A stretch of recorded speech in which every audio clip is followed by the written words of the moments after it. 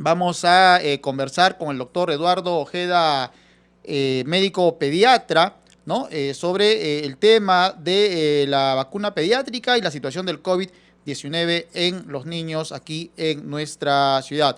Doctor Eduardo, muy buenas noches. Como siempre, le agradecemos pues por la disposición que nos brinda a esta hora de la noche. Bienvenido. Buenas noches, señor Braulio, y a través de su intermedio a todos los radioescuchas de su prestigiosa radioemisora. Muy bien, sabemos que en este contexto, en la actualidad, hay muchos temas que los padres de familia deben conocer para tomar, obviamente, decisiones responsables, ¿no? Dentro del marco de la lógica y la evidencia científica. Creo que algo que le ha hecho daño, ¿no? Digamos, a muchos ciudadanos es el tema de que tenemos información que no está validada, digamos, científicamente, sino que se comparte fácilmente, pero eso al final puede traer graves consecuencias, no solamente para la población adulta, sino también para los más pequeñitos. Hoy día vamos a desmitificar algunos de estas creencias, ¿no?, que circulan por las redes sociales sin ningún argumento científico, y para eso es muy importante su participación. ¿Cómo explicarle a los padres de familia que están en sintonía de Radio Uno y también Uno TV y todas las redes sociales que tiene Radio Uno, cómo es una vacuna pediátrica? ¿Cuál es la diferencia entre una vacuna para adultos y una vacuna para niños? Bueno, la historia de la vacunación en la medicina es bastante larga, digamos. Las vacunas no es un biológico o no es un procedimiento que haya aparecido recientemente en la medicina, ¿no? De hecho, se considera que las vacunas, junto con las mejoras sanitarias, es decir, el acceso a redes de agua potable y desagüe, son las medidas que más vidas han salvado en la historia de la humanidad, ¿no? Las vacunas o no son otras cosas que preparados biológicos que tienen por objeto, una vez que son inoculados en el organismo de un individuo, ya sea niño o adulto, generar una respuesta inmunológica, es decir, una respuesta de parte del organismo que le permita defenderse o tener, mejor dicho, las defensas listas, si es que se puede decir así, para que en el momento en el que el individuo vacunado tenga pues contacto con el virus o la bacteria salvaje, pueda responder de una forma mucho más rápida y adecuada y evitar que la persona sufra los estragos de la enfermedad. Hay una gran cantidad de vacunas que se usan desde hace muchos años en la medicina, y tanto en adultos como en pequeños, y así que la vacuna contra el SARS-CoV-2, que es el virus causante de la enfermedad que conocemos como COVID-19, digamos, no es ninguna novedad, ¿no es cierto? De hecho, en la historia de la medicina existe una enfermedad que ya mucha gente ni siquiera ha escuchado hablar, que es la viruela, y que fue erradicada del mundo, producto de que la mayoría de países en la década de los 70 se unieron y se hizo una vacunación masiva a nivel mundial, y se lograron tales niveles de vacunación con los niños y con los adultos, que simplemente el virus dejó de circular y esa enfermedad ya no se conoce, no existe, ¿no? La mayoría, yo por ejemplo, como médico pediatra, nunca en mi vida he visto un caso de viruela, y la gran mayoría de médicos pediatras que actualmente trabajamos tampoco, ¿no? Y eso es una demostración de cómo este procedimiento que se llaman las vacunas o la vacunación, digamos, puede salvar vidas, ¿no? Muy bien, y a lo largo, digamos, de el nacimiento de un bebé, ¿no es cierto? A los meses ya se le va colocando las vacunas, ¿no? ¿Hasta qué edad, digamos, se programa las vacunas en menores? Los niños, como usted lo dice, apenas nacen, en el Perú reciben dos vacunas, ¿no? La vacuna contra la tuberculosis y la primera dosis de la vacuna contra la hepatitis B. Y durante su etapa esta de vida del primer año de edad, reciben bastantes vacunas, ¿no? O sea que reciben la vacuna pentavalente, la vacuna contra el neumococo, la vacuna contra la poliomielitis, la vacuna contra el rotavirus, contra la influenza, contra sarampión, papera, rubiola, varicela, fiebre amarilla. Es decir, la cantidad de vacunas que reciben los niños en la etapa inicial de su vida es bastante grande, digamos, en la medida obviamente en la que la persona va avanzando en la edad, la cantidad de vacunas que van recibiendo es menor, obviamente porque lo que se pretende es tratar de proteger al individuo en su etapa más vulnerable, que es en la etapa de niñez temprana, ¿no? Sin embargo, las personas continúan siendo vacunadas, por ejemplo, con refuerzos, ¿no? Etcétera. Por ejemplo, en el Perú se vacuna a las adolescentes mujeres de 12 años contra la vacuna contra el virus del papiloma humano. Entonces, es un ejemplo de cómo la edad en realidad no es una limitante para recibir la vacuna, ¿no? Sino que los niños reciben una mayor cantidad de vacunas porque lo que se quiere es proteger al individuo en su etapa de vida más vulnerable, ¿no? ¿Y qué contienen, digamos, las vacunas, ¿no? Pediátricas en cuanto a la dosificación, en cuanto a los insumos, ¿no? Los elementos que componen una vacuna, doctor Eduardo? Hay diferentes tipos de vacunas, ¿no? Uh-huh. Las vacunas pueden estar hechas de virus o de bacterias enteras, es decir, de toda, digamos, la célula del microorganismo, o ahora este microorganismo puede estar vivo, puede estar muerto, ¿no? Las vacunas también pueden contener partes de la célula bacteriana o del virus, puede contener también proteínas del virus o de la bacteria que le llamamos toxinas. Es decir, ahora con este tema del COVID ha surgido, digamos, una nueva modalidad de vacunas que estaba en estudio, que son las vacunas de material genético, ¿no? Que son las vacunas basadas en ADN, basadas en ARN. Es decir, hay una infinidad no, hay un gran grupo, un gran número, digamos, de tipos de vacunas que durante el tiempo han ido, digamos, mejorando su perfil de seguridad y mejorando su efectividad, ¿no? La vacuna ideal es aquella vacuna que es capaz de generar una respuesta inmunológica fuerte de por vida y con la menor cantidad de efectos secundarios, ¿no? Entonces, la idea es que la tecnología médica ha ido avanzando de tal forma que las vacunas que se usan ahora son pues vacunas que casi cumplen esos requisitos que les acabo de mencionar. Las primeras vacunas que surgieron en la historia de la medicina son las vacunas que se basaban en células completas, o sea, virus o bacterias atenuadas, es decir, que estaban vivas pero que les restaban la capacidad de causar enfermedad, y también las primeras que se usaban también eran vacunas hechas con células muertas, ¿no? Entonces, como ven, hay diferentes tecnologías para la preparación de las vacunas. La idea es que la vacuna sea capaz de provocar una respuesta inmunológica en el individuo. Las vacunas que se usan en los niños comparadas con los adultos va a depender del tipo de enfermedad del que estemos hablando, pero varían un poco no solamente en cuanto a su composición, sino también en cuanto obviamente la dosis y la cantidad de aplicaciones que deben recibir, los rangos o el rango de, digamos, de tiempo entre dosis y dosis que se aplican, ¿no? Muy bien. Va a depender mucho de la enfermedad de la cual se está hablando. Perfecto. Hay una consulta que dice si el COVID, al parecer, no ha afectado o no ha complicado mucho a los niños y menores de edad, salvo que tengan alguna comorbilidad. Se recomienda, digamos, es recomendable, ¿usted recomendaría vacunar a los niños para que estén protegidos? Es una consulta, digamos, que nos hace un oyente.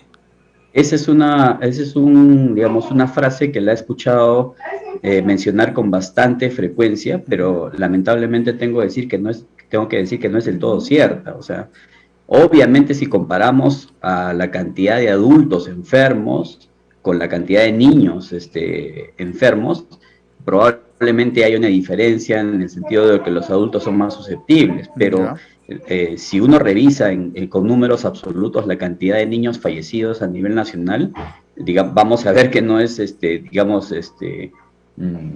una cantidad pequeña, ¿no? O despreciable, ¿no? Por lo tanto, y además uno no sabe, uno no puede saber con anticipación o con antelación si la enfermedad en un niño particular o en un niño un niño Ujú. específico, digamos, la enfermedad, cómo se va a comportar, eso no lo puedo saber.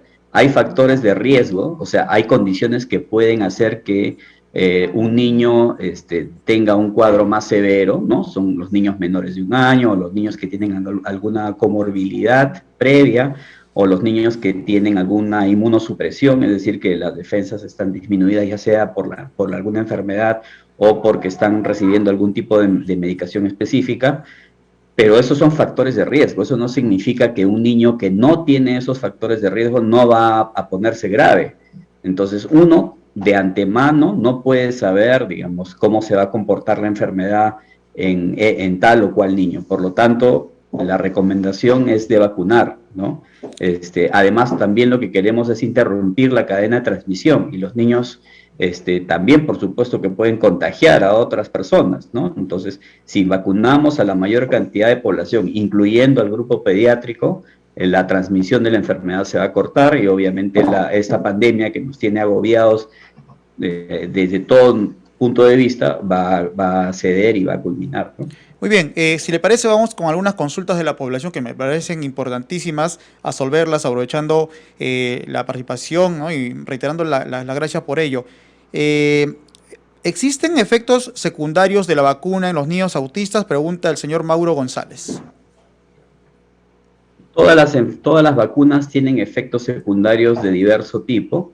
Lo más frecuente, y estoy hablando de las vacunas en general, no estoy hablando específicamente de ¿Mm? las vacunas contra el COVID. Todas pueden provocar pues algo de malestar, fiebre, dolor en la zona de la aplicación, etcétera, ¿no? ¿Qué es lo más frecuente? Respecto de las vacunas y el autismo, ya se sabe eso desde hace bastantes décadas atrás, que eso fue ¿cómo decirlo? Un bulo, una falacia que, digamos, como una bola de nieve fue creciendo y distribuyéndose en la población. Sabemos ahora que eso no hay ninguna relación ni estadística ni epidemiológica entre las vacunas y el origen del autismo, ¿no? Y eso también es válido para la vacuna contra el COVID. No hay nada relacionado entre una y otra cosa. Si le dio COVID, ¿después de cuánto tiempo se le vacuna a un niño? Es una pregunta que formula Tamara Velázquez. Esa es una buena pregunta. Y lo que se ha, digamos, por consenso establecido es que si el caso se trató de un COVID leve, es decir, un caso de COVID en un niño que no ha requerido pues hospitalización, que no ha requerido uso de oxígeno, debería esperarse unas 2 semanas desde que se dio la enfermedad hasta la aplicación de la vacuna. Ahora, si se trata de un COVID moderado o grave, es decir, un episodio que ha requerido que el niño sea hospitalizado, que reciba oxígeno, que esté intubado, que requiera algún otro tipo de procedimiento más avanzado, digamos, debería esperarse por lo menos 90 días desde el momento de culminar la enfermedad hasta la aplicación de la vacuna. Muy bien, absuelta entonces esta consulta. Si un familiar cercano le dio COVID, ¿es recomendable vacunar a los niños que estuvieron en el mismo domicilio? Sí, habría que, digamos, observar un periodo de tiempo que va a ir entre más o menos unos 10 días después del último contacto con la persona enferma, para esperar lo que llamamos el tiempo de incubación, que es el tiempo que tarda el virus desde que entra al organismo, hasta causar la enfermedad, ¿no? Si esperamos ese lapso de tiempo y el niño no ha presentado ningún cuadro compatible con COVID, se podría vacunar sin problemas. Muy bien, qué importante es el conocer este tipo de información para que los padres puedan también tomar una decisión responsable. En lugares donde se han vacunado a los niños, ¿no? En Estados Unidos, me parece, si no me equivoco, aquí en Chile también ya se había vacunado hace algún tiempo, en Europa. ¿Se conoce de alguna complicación, digamos, que se deba conocer, más allá de, digamos, los efectos normales que ya usted nos ha explicado? Han habido algunos casos contados, digamos, de enfermedades un poco raras, digamos, infrecuentes, ¿no? Como por ejemplo el síndrome de Guillain-Barré, trombosis y cosas así. Pero justamente en razón de esta entrevista yo estuve tratando de revisar y buscar información al respecto para darles un dato más exacto y encontré una información que decía que entre varios millones de aplicaciones de dosis, o sea, entre millones de dosis de aplicaciones, se han encontrado solamente 11 casos de estas patologías que son atribuibles a la vacuna. Por lo tanto, la posibilidad de que se presente un cuadro de este tipo es bastante ínfima, digamos, ¿no? Si ponemos en una balanza los beneficios que podrían obtener los niños y las familias al recibir la vacuna versus el riesgo que tienen de presentar algún evento serio, importante, obviamente la balanza siempre se va a inclinar hacia el lado de vacunar al niño, ¿no? Y esto que les estoy mencionando no es un dato exclusivo para la vacuna contra el COVID-19, sino que es un dato que, digamos, se presenta o se puede inferir para cualquier vacuna que se aplique al niño. Recuerden, como les decíamos hace un rato, que las vacunas no es algo nuevo para los niños. Los niños reciben pues una cantidad bastante importante de vacunas y como la mayoría de papás habrán visto, no, los síntomas secundarios no van más allá de dolor en la zona de la aplicación, un poco de malestar, fiebre, etc. Si eso lo comparamos o lo ponemos en una balanza otra vez versus los beneficios que obtiene el niño, obviamente cualquier persona con un poco de razonamiento va a inferir que lo mejor es vacunar, ¿no? Efectivamente, doctor, si hubiéramos tenido la vacuna en una primera o segunda ola, cuántas situaciones lamentables nos hubiéramos evitado en el mundo, ¿no es cierto? Entonces, como la ciencia Así también es. coadyuva al trabajo que ustedes desarrollan. Vamos con las siguientes consultas. La señora Elizabeth nos dice, en el caso de una gestante que se vacunó sin saber que tenía COVID, ¿puede traer alguna consecuencia de salud para el feto? ¿Y qué, digamos, consejos o orientaciones podríamos darle a la que ha formulado esta pregunta? Mire, imagínese la cantidad de gente o de gestantes que deben haber sido vacunadas sin saber que estaban gestando, ¿no? Y cuyos niños han nacido completamente normales. Inclusive le puedo dar el dato de que la mayor cantidad de atenciones que realizamos, por lo menos en el Hospital UNANO de los pediatras, es la atención del recién nacido de madres que dan positivo para COVID. Y lo que hemos observado en la gran mayoría de estos niños, por no decir en la totalidad de niños, es que no tienen absolutamente ninguna patología. Es decir, su mamá está infectada por el virus de COVID, sin embargo el bebé nace en condiciones completamente normales. Por lo tanto, la vacuna tampoco, digamos, no tendríamos por qué pensar que la vacuna va a significar algún riesgo para el feto. Esto también se observó con otras vacunas de virus vivos, por ejemplo, con la vacuna contra la rubiola, contra el sarampión, contra la varicela, que son vacunas hechas con virus vivos, ¿no? Y entonces siempre había el temor, digamos, que estas vacunas aplicadas a gestantes pudiesen acarrear algún inconveniente en los fetos, y tampoco nunca se observó nada en ese sentido. Por lo tanto, las vacunas que estamos usando ahora para el COVID no tendrían por qué ser diferentes. Perfecto. Dentro de, digamos, de los cuidados que se debe tener, bueno, ya se ha iniciado la campaña de vacunación con los niños que presentan algunas comorbilidades. ¿Hay algún grupo, digamos, que está exceptuado de recibir la vacuna? Preguntan el tema de los niños, por ejemplo, con alergia. Es importante que hagan conocer eso al médico, ¿no? ¿Qué efectos puede tener, digamos, la vacuna en los niños que han desarrollado alergia? Sí, hay que mencionarlo, digamos, en el momento de la aplicación de la vacuna. Sin embargo, hay que recordar que el tipo de vacuna que se está aplicando a los niños, que es la única que actualmente está aprobada, digamos, a nivel internacional, que es la vacuna de la marca Pfizer, no es una vacuna de virus completo, es decir, Ya. no es una partícula viral, no está el virus vivo, ni muerto, ni atenuado. Lo que contiene esta vacuna son genomas, ¿no? O sea, es parte del ADN, es una vacuna basada en ADN. Por lo tanto, las posibilidades de que se produzca una reacción alérgica a la vacuna son mínimas, ¿no? Casi inexistentes. Sin embargo, hay que recordar que las vacunas también tienen pues algunas sustancias coadyuvantes para que la vacuna sea estable en el frasco en el que se encuentra, ¿no? Para que también haya una respuesta más vigorosa por parte del organismo, ¿no? Uno podría ser alérgico a estas sustancias, pero la verdad es que es bastante raro.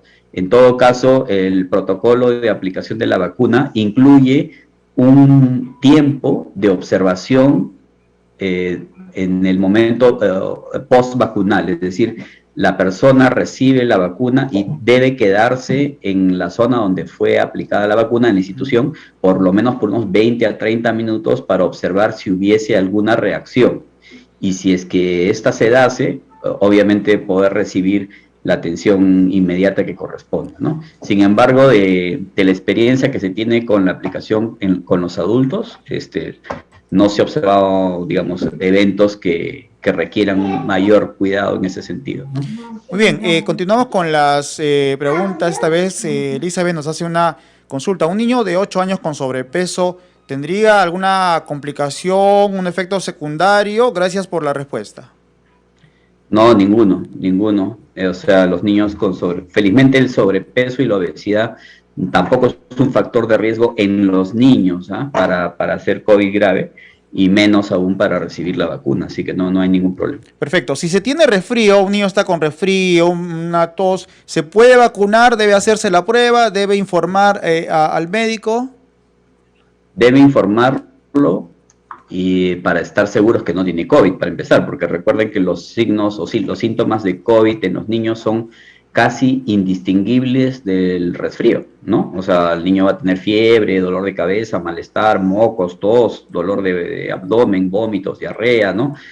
Esos síntomas pueden darse con un montón de virus respiratorios, no solamente con COVID. Entonces, deben informar de esta situación al personal y si el personal amerita o considera que es necesario tomarle alguna prueba de descarte al niño, lo harán. Y si está positivo, obviamente tendrá que suspenderse la vacunación hasta en los tiempos que les mencioné al inicio. Muy bien, consultan si también luego de la vacuna, digamos, que reciben, ¿no?, contra la COVID, ¿deben vacunarse de la influencia también los niños? Sí, lo ideal sería vacunarlos con ambas vacunas, ¿no? Eh, el problema es que la vacuna contra la influenza es una vacuna que se va modificando casi todos los años, debido a que el virus de la influenza muta, ¿no? Entonces, todos los años, las instituciones de salud adquieren vacunas que son correspondientes al año en curso. Por ejemplo, la vacuna contra la influenza para el año 2022 todavía no está en el Perú que yo tenga conocimiento, porque esta vacuna está siendo en este momento utilizada en el hemisferio norte, que es donde están en invierno, ¿no? Generalmente la vacuna contra la influenza al Perú y a otros países del hemisferio sur llega a fines de febrero o marzo, ¿no?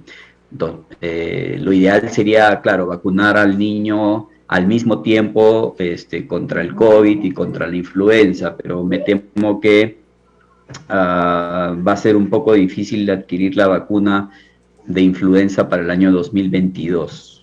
Muy bien, ¿qué decirle o qué consejos a los papás que van a llevar a sus pequeños a vacunar? A veces le tienen temor, un poco de miedo al pinchazo, a la agujita, ¿no es cierto? Entonces, ¿cómo, digamos, conversar con los niños, cómo dialogar con ellos de modo que no sientan también que es una imposición, porque puede digamos, también pues desencadenar en algunas conductas no adecuadas en los niños.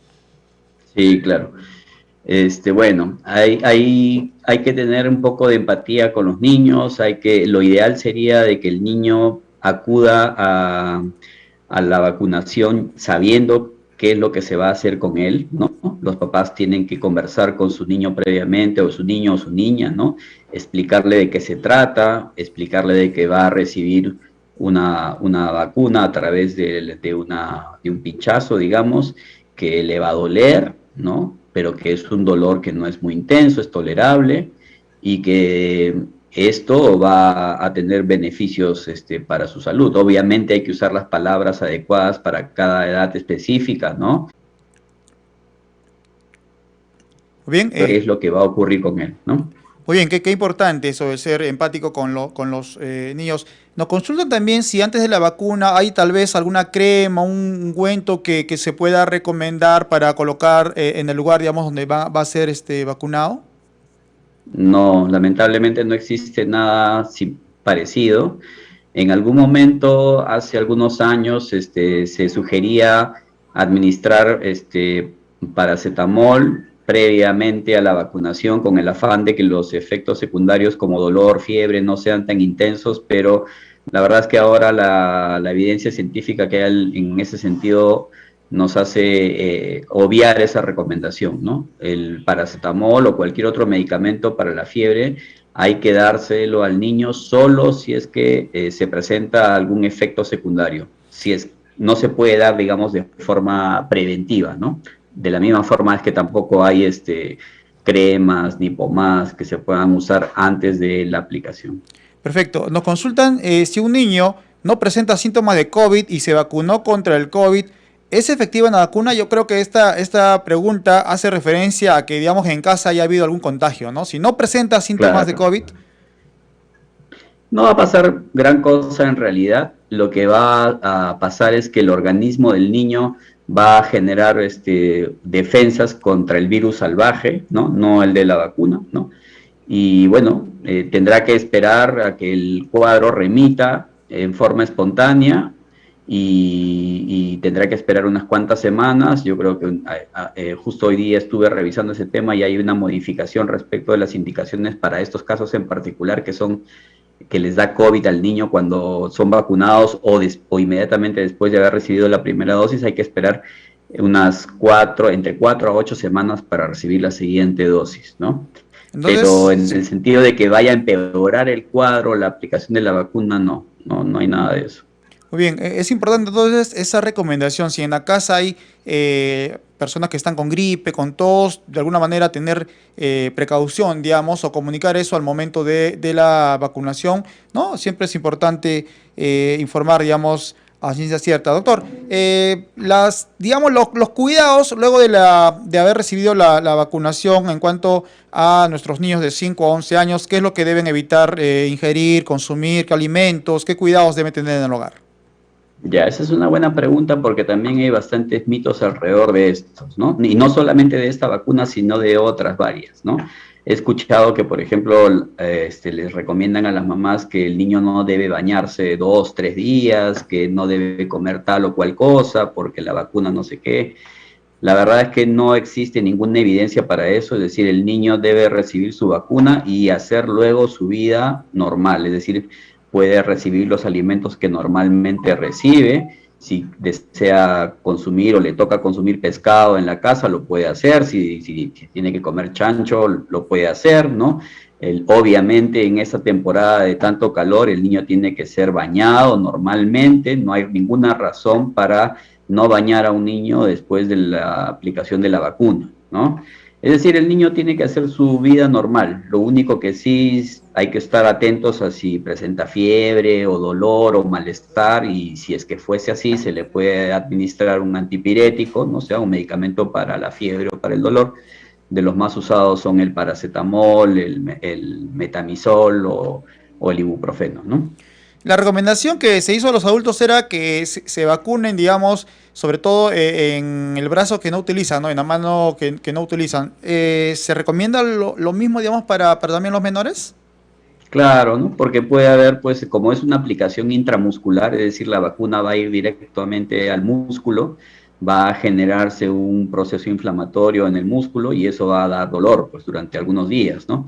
Por eso es mejor que se aplique en el brazo que no es el que el niño domina, digamos, ¿no? Como para evitar un poco las molestias en el niño.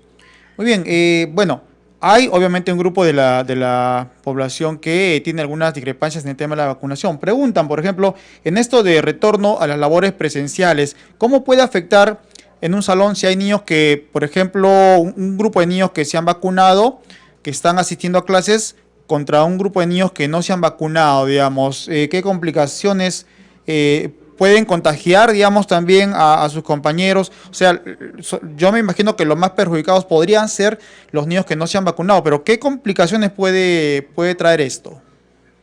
Las vacunas, digamos que tienen dos tipos de efectos, ¿no? El efecto individual, es decir, el efecto sobre la persona específica que recibe la vacuna, ¿no? De protección contra la enfermedad. Pero lo más importante desde el punto de vista de salud pública es el efecto de masa que tiene la vacuna. Es decir, mientras más gente se encuentre vacunada, le va a ser más complicado al virus o la bacteria circular en el ambiente, ¿no?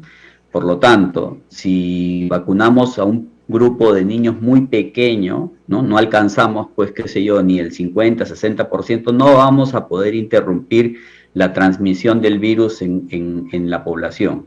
Mientras mayor sea el porcentaje de personas vacunadas, incluyendo los niños, va a ser más factible que el virus deje de circular. Eso es válido para ambientes pequeños también, como en un salón de clases, ¿no? Si yo tengo un grupo de niños en un aula que están vacunados, pero la mayoría no lo está, es probable que con el pasar del tiempo la enfermedad siga circulando y es más, llegue inclusive a afectar a los niños vacunados, porque sabemos que la inmunidad que genera esta vacuna o las vacunas para el COVID no es pues de por vida, no es como otras vacunas que uno se aplica y ya para toda la vida estás protegido, ¿no? La inmunidad contra este virus va decayendo con el tiempo, por eso es que es necesario aplicar varias dosis. Entonces, justo ahí en eso radica la necesidad de tener la mayor cantidad de niños vacunados. Muy bien, una consulta de Lorains. Una madre con COVID está dando de lactar, pero el bebé no presenta síntomas. ¿Sería recomendable hacerle una prueba antígena o molecular? Me imagino se refiere a la criatura.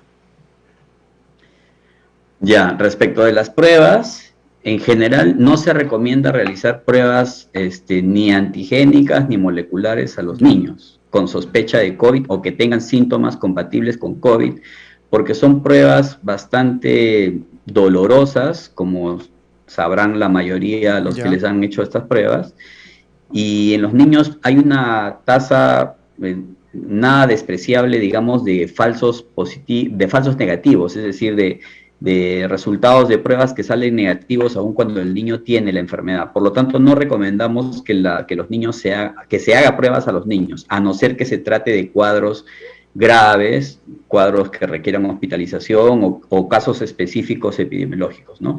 En todo caso, en la casa, si la mamá o el papá o el hermanito o quien fuese está con los síntomas o sabemos que tiene COVID y un niño pequeño o en realidad un niño de cualquier edad comienza a presentar síntomas, hay que asumir que el niño también esté infectado por COVID, ¿no?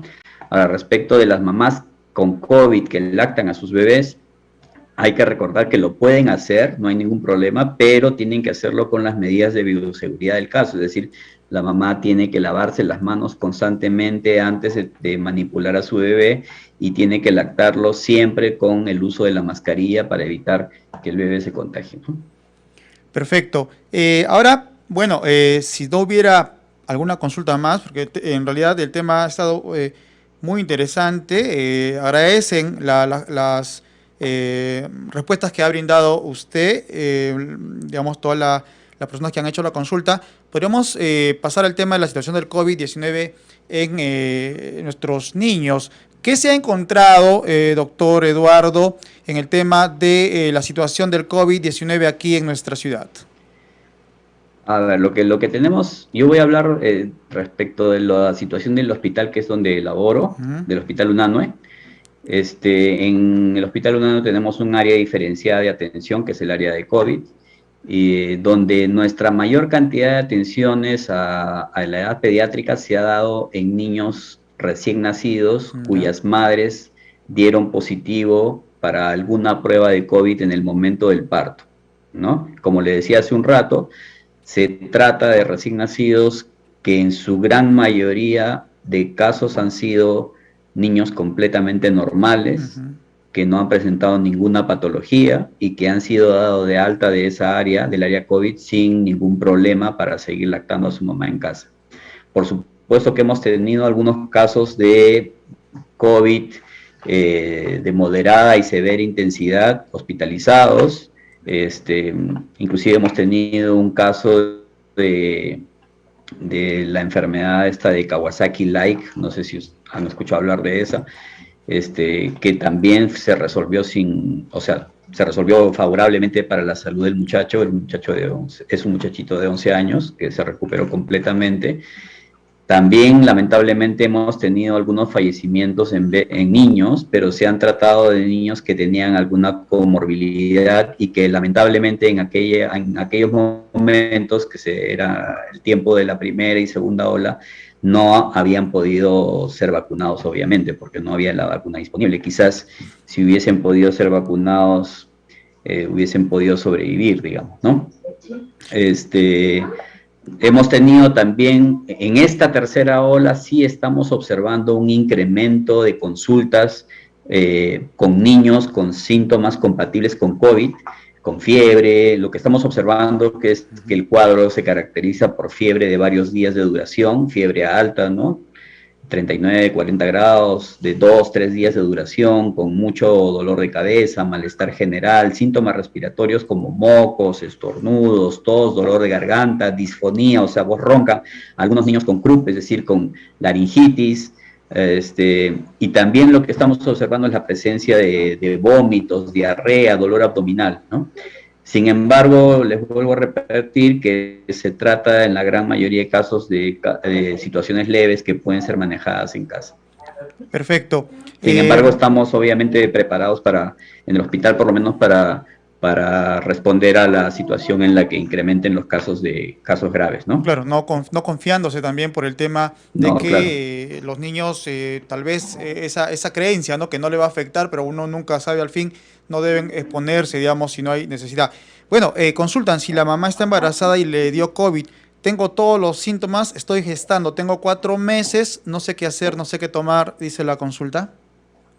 Lo mejor sería que, dada su situación, consulte con su ginecólogo y si es posible con algún médico neumólogo o infectólogo en alguno de los hospitales, para que pueda saber si el cuadro que presenta es un cuadro leve, moderado o severo, digamos, y de acuerdo a eso recibir la medicación que corresponde. El Qué ginecólogo, síntomas debe estar, sí. digamos, atenta esta mamá que nos ha escrito que está gestando, que tiene 4 meses? ¿Qué síntomas deben, digamos, decirle que o indicarle que debe ir a un establecimiento de salud?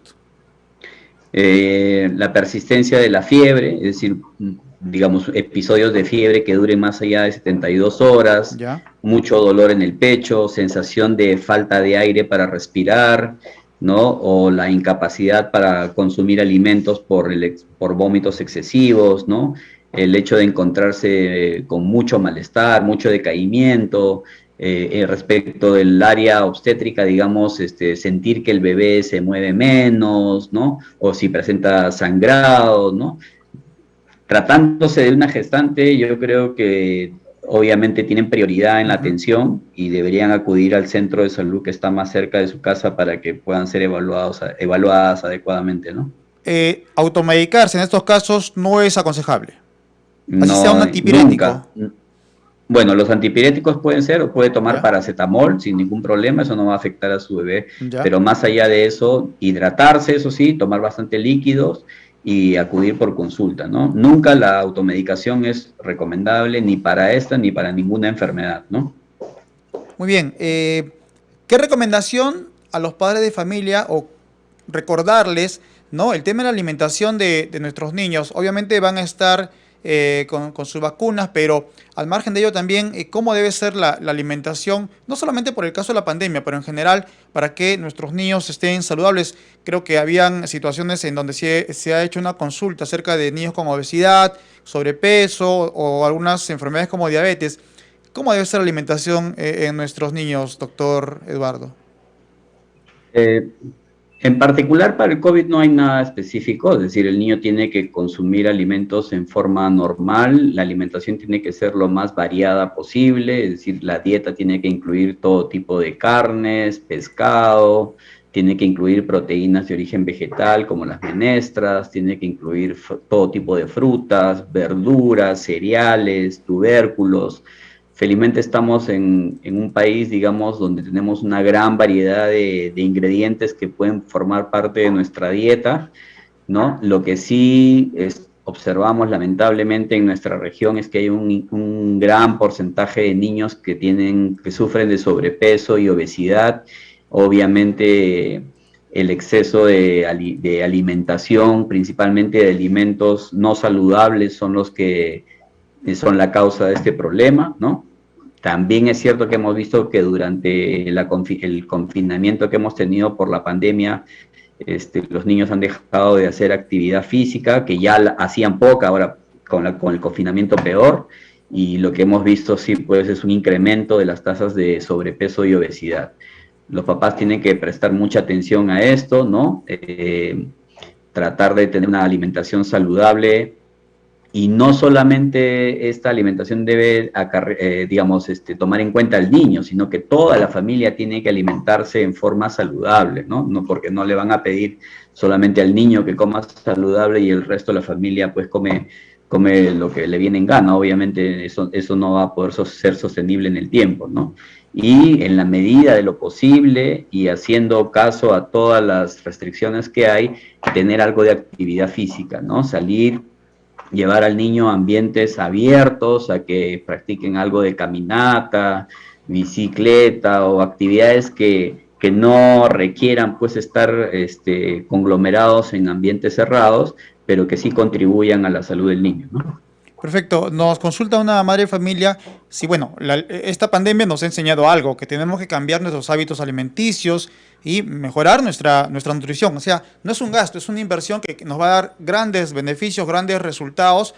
Una persona se puede infectar, se puede enfermar no solamente de COVID, de cualquier enfermedad, pero creo que va su organismo responder de una mejor manera y qué mejor si lo hace desde pequeño. Pero nos consulta, digamos, si se recomienda alguna vitamina por ahí para complementar en cuanto a la nutrición de los niños. La vitamina D de dedo, Uh-huh. es la vitamina que podría tener algún efecto en esto. La ventaja es que la vitamina D se produce bajo la acción de la radiación solar en la piel, ¿no? Ya. Por lo tanto, nosotros que vivimos en un ambiente subtropical, donde tenemos sol prácticamente todos los 365 días del año, no deberíamos tener problemas para adquirir vitamina D. Quizás hay algunas condiciones en algunos niños particulares en que requieran recibir vitamina D en forma de medicamentos. Estoy hablando principalmente de niños pequeños menores de 2 años o niños prematuros o niños pues que tienen alguna comorbilidad específica que ya el pediatra indicará específicamente, ¿no? Pero en general los niños solamente requieren alimentarse en forma adecuada, mantener hábitos de higiene saludables y tener algo de actividad física para estar, digamos, saludables, ¿no? Perfecto. Doctor, yo quiero agradecerle inmensamente por los minutos, mire, nos ha brindado y valoramos el tiempo que usted dispensa a nuestra población. Creo que las preguntas hemos tratado de absolverlas en su mayoría. Espero haber logrado hacerlo y lo comprometemos pues para la disposición de tener otros encuentros, otras entrevistas. Vamos a ver cómo va evolucionando. Esperemos esta tercera ola y esta última ola con el cuidado y responsabilidad de los padres. Finalmente, ¿cuál sería su mensaje a todos los papás y mamás que están escuchando y que están viendo también la programación de Radio 1? Primero, yo con mucho gusto colaboraré en la medida en que sea requerido, principalmente en estos temas en los que todavía hay cierta controversia, ¿no? Lo que les diría a los padres es de que tomen en cuenta que el futuro de sus niños está en sus decisiones, que estas decisiones tienen que ser basadas en un sustento científico bien corroborado, que confíen en los servicios de salud, que nosotros no tomamos decisiones, digamos, por tomar, ¿no? Lo que se está haciendo, al menos en los últimos tiempos respecto del COVID, tienen un sustento científico.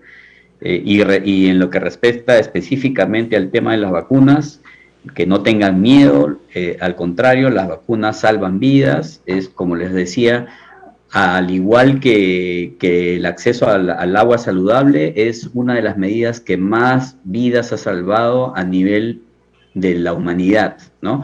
Y por lo tanto no deben negar a sus niños esa posibilidad de crecer saludables y obviamente evitar la posibilidad de que se enfermen con este virus, ¿no? Perfecto, doctor. Muy amable y reiteramos pues la gratitud por la deferencia. No, a usted muchas gracias.